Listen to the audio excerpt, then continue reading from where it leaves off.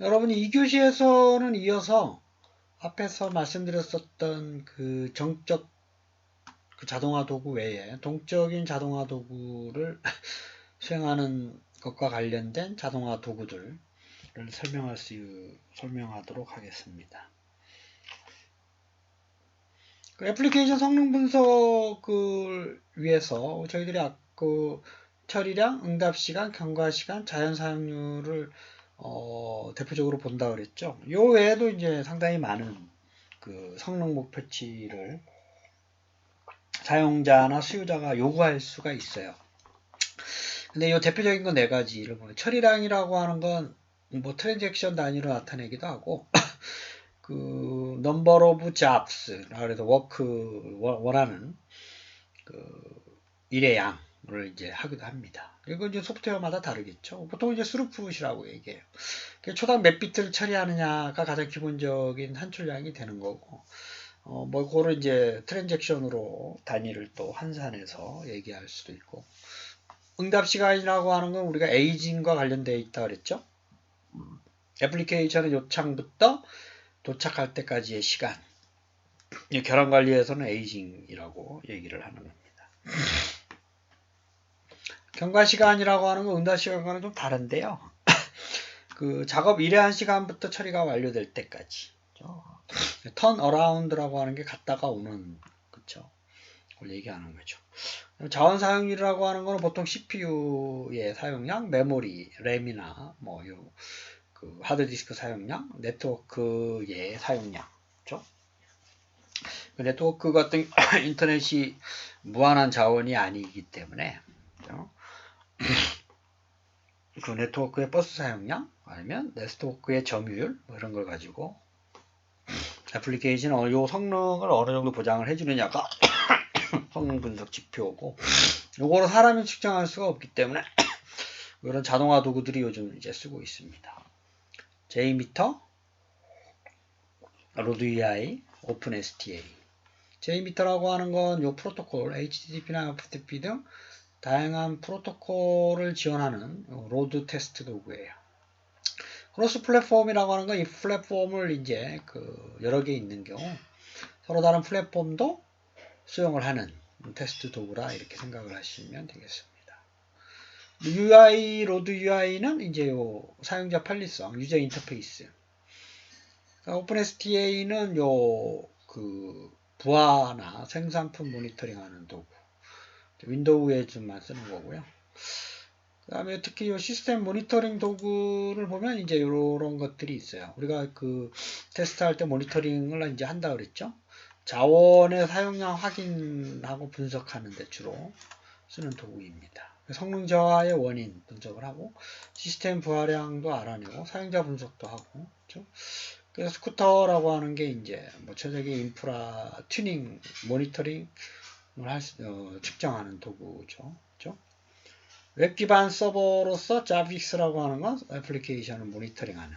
근데 모니터링은 여러분들 대표적으로 다른 여러 가지 모니터링 하지만 대표적으로 시스템 자원이에요. 그래서 이게 대시보드 형태로 시간에 따라서 이게 자원이 어느 정도 많이 쓰고 있느냐, 어느 모듈에서 넘어가는데 어디에서 좀 많이 사용되고 있냐. 이게 CPU의 사용량이 상당히 중요해요. 이게 CPU 사용량이 너무 많아지다 보면 전체 시스템의 그 성능에 영향을 미쳐요. 그래서 보통 90%를 넘지 않도록 보통 설계를 많이 합니다. 거기서 넘어가는 거는 좀 이제 문제가 있게 보이기 때문에 그런 성능을 개선할 필요가 좀 있죠. CPU를 늘리든지 아니면 애플리케이션을 분리해서 수행을 할 수 있도록 따로 또 개발을 하는 그런 방법을 이제 적용을 해야 되는 상황입니다. 근데 성능을 이제 이렇게 측정을 하고 왜 성능을 만족 못하느냐, 다 만족하게 되면 큰 문제가 없지만 보통 성능이 떨어지는 경우는 데이터베이스랑 상당히 많이 중요한 연관이 되어 있는데요. 이런 거죠. 그 데이터베이스에 늘 연결하는 소프트웨어들이 많잖아요. 그죠? 그래서 이걸 커넥션 객체를 생성해서 쿼리를 실행하는 애플리케이션 로직에서 많이 발생을 해가지고 성능이 떨어지는 겁니다. 왜냐하면 DB를 왔다 갔다 하는데 이걸 풀이라 그러는데요. 이 객체의 풀이 너무 많으면 성능이 안 좋아져요. 그죠? 그래서 이제 뭐 이런 경우를 보통 데이터베이스와 연관돼서 에러가 발생하는 경우로 보통 설명을 많이 합니다. 많은 데이터를 또 요청하는 경우, 락이라고 그래서 그 데이터베이스에 락 그 스테이트로 들어가서 해제되기까지 기다려야 되는 상황. 그 다음에 이제 커넥션 풀이라고 아까 얘기했죠. 커넥션 객체들이 너무나 그 작거나 너무나 크게 설정된 경우 문제가 발생할 수가 있어요. JDBC나 ODBC는 저희들이 웹 프로그래밍에서 데이터베이스를 연결하는 그 방법이라고 그랬죠. 미들웨어로. 그죠? 그래서 종료를 항상 해야 돼요. 프로그램 상에서. .close라는 메소드를 써가지고. 얘가 항상 열려 있으면 우리가 물이 흐르는 것처럼 커넥션 리크가 발생돼서 성능이 이제 나빠지는 경우. 그 다음에 트랜잭션이 확정되지 않고 커넥션이 이제 수행되지 않고 그러니까 커넥션 풀에 반환돼 버리는 경우. 그죠? 인터넷이 접속이 불량한 경우. 그 다음에 파일을 업로드 하는데, 다운로드 하는데 시간이 많이. 그 다음에 수행 처리할 때 외부 호출이 장시간 수행되거나 타임아웃 된 경우. 그렇죠? 그 다음에 그 네트워크 관련 장비들 사이에 데이터 전송을 이제 실패를 하거나 전송이 지연이 발생해서 손실이 발생한 경우. 이렇게 이제 얘기를 할 수가 있습니다. 여러분 두 문제가 있으니까 한번 볼까요? 우리가 이제 신뢰도 같은 경우는 우리가 애플리케이션 레벨에서의 성능 측정 지표는 아니고요. 물론 이게 중요한 뭐 소프트웨어에 따라 다르긴 하지만 어떤 신뢰도가 뭐 전체적으로 시스템에서 보면 가동과 관련돼 있는데 소프트웨어는 이제 운영이지만 그죠? 전체적으로 가동됐다가 고장났다가 가동됐다가 고장났다가 하는 것들의 시간적인 분포를 가지고 어느 정도 신뢰도를 만족해야 된다라고 가동과 관련된 거. 우리가 애플리케이션 소프트웨어의 애플리케이션 레벨에서는 네 가지가 대표적입니다. 물론 다른 거를 SLA로 정의해서 요구하는 경우도 있지만 대표적으로 네 가지는 여러분들이 꼭 알아두셔야 돼요. 이건 어느 소프트웨어 모듈이나 컴포넌트나 애플리케이션에서도 이건 중요한 성능 지표로 활용되는 부분이기 때문에 이거는 여러분들이 반드시 알아두셔야 돼요. 그죠? 신뢰도가 아닌 거고요. 애플리케이션 성능을 저하하는 원인이 아닌 것은, 그죠? 이게 커넥션 풀이 너무 크거나 작아도 발생할 수가 있어요. 이게 이제 아까 커넥션 풀이 크기가 너무 작아도 문제고 크게 돼도 문제. 적정한 커넥션 풀 객체를 만들어야 돼요. 그죠? 이게 이제 애플리케이션 프로그램하고 DB 사이에 연결하는 객체들을 우리가 커넥션 객체라고 얘기를 합니다. 그러면 나머지는 뭐 많은 데이터 요청하면 당연히 대량의 파일, 업로드, 다운로드, 그렇죠? 락이라 그래도 DB 락이 순간적으로 이 스테이트에 빠지면 기다려야 되는 상황. 이런 경우 이제 성능이 좀 떨어질 수가 있어요. 아까 말씀드렸던 이러한 성능 지표들이 떨어진다라고 이해를 할 수가 있겠습니다.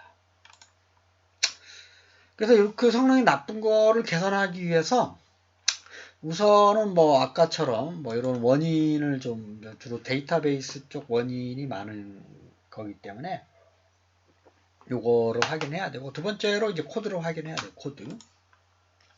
그래서 우리가 배드 코드와 클린 코드라 그러는데 그 클린 코드와 배드 코드의 차이점은 뭐냐면 이제 여러분들이 짜놓은 코딩이 남들이 이해하기 쉬운 게 클린 코드예요. 누구나 이해하기 쉬워야 되죠. 어렵고 로직이 어렵고 스파게티 코드라 그러는데 남들이 보기에 어려운 이해하기 어려운 요게 이제 배드 코드입니다. 그래서 배드 코드를 줄여야 되겠죠. 우리가 스파게티 코드 얽혀 있는 경우, 그렇죠? 그다음에 중복되게 막 처리가 되는 경우. 그래서 요 나쁜 코드로 작성된 게 많으면 많을수록 애플리케이션 성능이 당연히 줄어들기 때문에 요 클린 코드로 만들어 줘야 돼요. 그래서 클린 코드를 만들기 위해서 여러분들 코드 작성할 때 이건 일반적인 기법에서 만족돼야 되는 거기 때문에 여러분들 요거를 반드시 염두에 두면서 코딩을 하시는 게 좋아요. 남이 보더라도 읽기 쉬운 거, 단순한 거. 그 다음에 다른 모듈의 영향을 좀 줄여야 돼요. 그러니까 우리가 배웠지만 결합도와 응집도 있죠. 그래서 결합도가 낮아야 되고 응집도가 높아야 되는 상황을 생각을 해야 돼요. 그 다음에 중복한 건 당연히 있으면 안 되겠죠. 그 다음에 추상화 개념을 좀 많이 써야 돼요. 그래서 애플리케이션의 특성을 우리가 뭐 그 자바의 요 객체 제한 개념을 좀 활용해서 설명을 하게 되면 그 위에 있는 부모 클래스와 하이 클래스의 메소드를 상속받아서 쓰는 경우 이걸 어떻게 설계하는 게 가장 좋은가. 이 자체가 우리가 추상화라는 그 객체 제한 방법에서의 주요 특징을 여러분들이 이해하고 계시죠? 그런 방법을 좀 활용을 해서 코드를 만드는 게 클린 코드를 만드는 방법이에요. 그렇죠? 그래서 이 클린 코드로 이제 바꾸는 게 이제 소스 코드 최적화인데 그 외에도 뭐 클래스를 분할 배치해야 된다. 우리가 그 결합도를 낮게 응집도를 높게 루즈리 커플링이라고 하죠. 커플링을 낮게 루즈라는 게 느슨하게 서로 간의 모듈이나 뭐 서로 간의 그 어떠한 그 컴포넌트 사이에 왔다 갔다 하는 데이터의 속성이나 메소드의 속성들이 왔다 갔다 하는 게 많으면 많아서 좋은 건 아닙니다. 그걸 하나로 묶는 게 좋은 거예요. 그렇죠? 많은 것들은. 그래서 이제 그런 의존성을 최소화하는 게 이제 그 최적화의 코드를 만드는 방법 중에 하나고. 그 다음에 당연히 요거는 이제 형식을 준수해야 되는 거죠. 그렇죠? 문법적인 차원에서도 그렇고. 이건 여러분들이 아마 코딩 프로그래밍 언어 시간에 많이 배웠었다. 그다음 변수나 뭐 이런 것도 이름도 잘 써야 되죠. 기억하기 쉽게끔 누구나. 이걸 우리가 네이밍 룰이라고 그래요. 주석문, 코멘트로 쓰면서 나중에 이제 내가 보더라도 아니면 다른 사람이 뭐 설명을 굳이 안 하더라도 코드의 코멘트 문을 보고 대충 그 요게 뭐 하는 거다라는 걸 확인할 수 있게끔 이제 코멘트 문을 많이 씁니다. 그 다음에 그 소스 코드의 품질 분석 자동화 도구도 많이 써요. 그래서 여기가 이제 뭐 그 소스 코드의 코딩 스타일, 표준, 복잡도, 그 다음에 우리 그 메모리 누스, 그쵸? 요게 그 자원을 이제 열었다가 클로즈 안 하게 되면 누수가 발생한다 그랬죠. 계속 메모리를 잡고 있는 상태를 얘기합니다. 그 다음에 이제 우리 스레드라는 거 자바의 시간에 배웠었죠. 결합 스레드를 사용하는 그 방법에 있어서 결함을 그 찾아내는 이제 품질 분석 도구예요. 그래서 우리가 앞에서 봤지만 정적, 그 다음에 동적. 정적은 이제 코드 자체를 그 표준을 이제 확인하는 도구라고 말씀을 드렸었죠. 그래서 동적 분석 도구로는 발견하기 어려운 결함을 찾아낼 수도 있어요. 클린 코드로 만들어야 되는 부분. 이것도 자동화 도구들이 이렇게 있습니다. 앞에서 설명했었던 거죠. 그렇죠? 그다음에 동적인 거는 이제 그 자동으로 코드를 수행하면서 확인하는 이런 것들, 스레드 결합, 메모리 누수 등을 확인하는 거, 이런 도구들이 있습니다. 그래서 이러한 그 소스 코드 품질 도구들이 요거는 정적 도구들죠. 콜벳, 투라까지. 요거는 동적 도구들. 그래서 각각의 그 특징이나 뭐 용도나 환경이 좀 다르긴 하니까 여러분들이 그래도 요게 요즘 최근에 많이 쓰는 그 소스 코드 품질 분석 도구이기 때문에 한 번씩 좀 사용하면 좋지만 한 번씩 좀 보고 이해를 해주시기를 당부드리겠습니다. 우리가 배드 코드와 클린 코드라고 얘기를 했죠. 그래서 클린 코드는 중복이 최대하면 안 되겠죠, 당연히. 이해하기 쉬워야 되고, 그 우리가 응집도는 높게, 커플링은 이제 그 작게.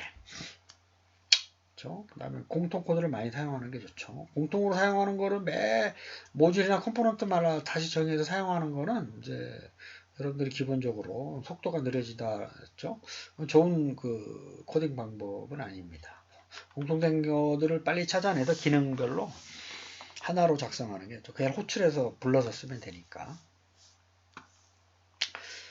그 다음에 소스 코드 품질 분석 도구들이 이제 이렇게 정적, 그 다음에 동적 이런 게 많이 있죠. 그래서 설명으로 이제 틀린 것은, 그렇죠? 그래서 그 정적, 동적 나눌 수가 있고, 수행하지 않는 거, 메모리는 스레드 결합. 요거는 이제 우리가 정적 도구라 그랬죠. 그렇죠? 자, 그 다음에 이제 우리가 인터페이스 구현 5장인데요. 이제 이 과목의 마지막 부분입니다. 그래서 우리가 인터페이스라고 하는 거 쉽게 여기 보면 이런 걸 좀 말씀을 먼저 드려보면 회사에서 여러분들이 이제 급여를 받았잖아요. 그러면 인사관리 쪽하고 회계관리 쪽. 회계관리는 이제 전표를 받아서 지출 결의를 해서 은행에 다 얘기하는 거고, 뭐 인사관리라고 하는 거는 그 사람들마다 요 어떤 직급이라든지 뭐 연봉, 호봉 뭐 이런 게 다르기 때문에 이쪽에서 만든 급여 전표를 가지고 내부적으로 회계 관리를 하는 거죠. 외부에서 정의된 인사관리팀에서 준 문서를 받아서 전표를 받아서 처리를 하는 거죠. 그런 방법이 외부 모듈과 내부 모듈의 이 인터페이스를 설계하는 그런 것과 관련된 일들이 뭐가 있는지 지금 보는 겁니다. 이렇게. 그래서 모듈 연계, 뭐 인터페이스, 데이터 표준, 기능 구현, 뭐 예외 처리, 보안, 연계 테스트, 구현 검증, 뭐 이런 것들을 하는 겁니다.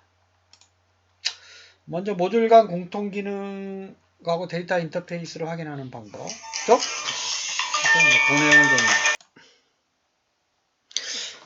그래서 그 모듈 간 공통 기능 및 데이터 인터페이스를 확인하는 방법을 좀 먼저 말씀을 좀 드리면, 그 어쨌든 모듈의 공통 기능은 이라고 하는 건 공통적으로 사용되는 기능을 얘기를 하는 거니까 그거를 좀 알아주시면 되고, 그래서 데이터 인터페이스는 우리가 그 모듈에서 우리가 중점적으로 좀 봐야 될 게, 근데 요거를 생각을 좀 하라고겠죠. 대표적인 예제가 이제 요 예제니까 요 예제를 좀 보고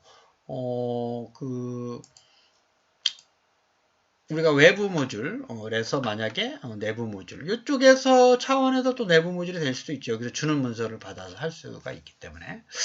그래서 요거는 뭐 상황에 따라서 다른 거고, 어쨌든 요 중간에 인터페이스에도 공통적으로 주고받는 문서들이 이렇게 있어요. 물론 이제 만들어서 주고 수정해서 다시 주고 하는 문서도 있겠지만, 대표적으로 이제 요거 여기서 공통적인 기능은 전표를 만드는 거. 왜 인사에서 사용되는 거는 이런 기능. 그 다음에 회계에서 사용되는 건 이런 기능. 뭐 이렇게 좀 나눌 수가 있다는 거죠. 외부, 내부, 공통. 그거를 얘기하는 건데, 이걸 어떻게 효율적으로 하느냐가 지금, 그래서 뭐 공통 기능을 찾아내고 요것들 사이에 어떠한 데이터를 주고받느냐. 요걸 이제 확인하는 기능을 얘기합니다. 그렇죠? 그래서 뭐 모듈 간 교환되는 요 파라메타를 우리가 매개변수라고 얘기하고요. 그 모듈 간의 공통 기능 아까 요거 찾아내는 게 핵심적인 거라고 그랬죠. 찾으면서 데이터 인터페이스까지 같이 확인하는. 또 기능 식별 해야 되고. 그래서 인터페이스 설계서를 우리가 만든다 그랬잖아요. 그래서 설계서를 통해서 모듈별 기능을 먼저 확인하고, 그 다음에 내부 및 외부 모듈을 기반으로 해서 공통적으로 제공되는 기능하고 각 데이터의 인터페이스를 확인하는 과정이 또 필요합니다. 인터페이스 설계서에서는 이제 이러한 시스템사이의 데이터 교환 및 처리를 위해 데이터 업무, 송수신체에 대한 내용 확인, 이런 문서들이 들어가야 돼요. 일반적인 형태의 설계서와 정적, 동적 하고, 일반적인 인터페이스 설계에서는 이제 이런 내용들이 또 들어갑니다. 여러분들 한번 좀 읽어보세요. 이거 일일이 다 설명할 수는 없기 때문에 어쨌든 요 개념을 항상 머릿속에 두세요. 그래서 이건 하나의 예제이긴 하지만 모듈별로 이게 엄청나게 많은 모듈들이 있을 거 아니에요. 그래서 이걸 좀 잘 찾아내야 된다. 뭐 그게 핵심 포인트니까. 여기도 이제 정적, 동적 모형으로 시스템 구성 요소를 표현해서 다이어그램을 그려가지고 만든 문서를 인터페이스 설계서 안에 이제 들어갑니다. 그러니까 우리가 트랜잭션이라는 개념이 여기서 또 나오죠. 요거를 수행할 때 여기서 어떤 사람이 이 시스템을 이용해서 보내고 받고 이걸 하나의 트랜잭션이라고 얘기를 하는 거예요. 그 다음에 그 설계서별로 모듈 기능을 확인하는 것도 상당히 중요하죠. 그래서 인터페이스 목록에서 송신하고 수신, 전달하는 부분. 그래서 이게 송신 및 전달 부분은 외부, 수신 부분은 내부죠. 그 다음에 데이터 송신 시스템은 외부, 내부, 수신 시스템 내부는 내부, 부분은 내부. 이제 이렇게 이 관점에서 보내고 요거를 하는 건 내부라고 좀 생각을 하고, 운영과 관련된 사전 조건은 외부, 사후 조건은 내부. 그 다음에 인터페이스 영역은 내부, 나머지는 외부. 뭐 이거를 좀 구분해서. 그래서 사실은 이제 요 인터페이스 설계서 안에 인터페이스 설계서를 우리가 지난 시간 다른 부분에서도 말씀드렸지만 요 인터페이스 설계서가 상당히 중요한 역할을 하는 거죠. 그렇죠? 일반적인 형태와 그다음에 이제 모형을 가지고 정적, 동적 모형. 이게 이제 동적 모형이라고 하는 거는 시스템이 수행되면서 발생하는 그런 설계서 이게 이제 다이나믹하게 구현해야 되는 인터페이스 설계서를 얘기하는 거고, 일반적인 보편적인 어떠한 수행과 관련 없는 것들, 그렇죠? 그래서 뭐 한 번에 이제 왕창 받아서 처리하는 거, 그다음에 어떤 수행되는 결과에 따라서 하는 거, 그렇죠? 그래서 이제 그거를 이제 구분해서 정적, 동적으로 나눠서 수행을 하는 겁니다. 근데 그걸 나눠서 좀 수행한다라는 거를 이해를 좀 해주시기를 당부드리겠습니다. 그래서 인터페이스 설계서에 대한 내용으로 옳지 않은 것은, 그렇죠? 인터페이스 설계서는 말씀드렸다시피 이런 인터페이스를 설계하는 정적, 동적 모형으로 얘기할 수가 있는 거죠. 그러니까 정적은 요거에 필요한, 요 수행에 필요한 어떤 모듈들 한 번에 받는 데이터.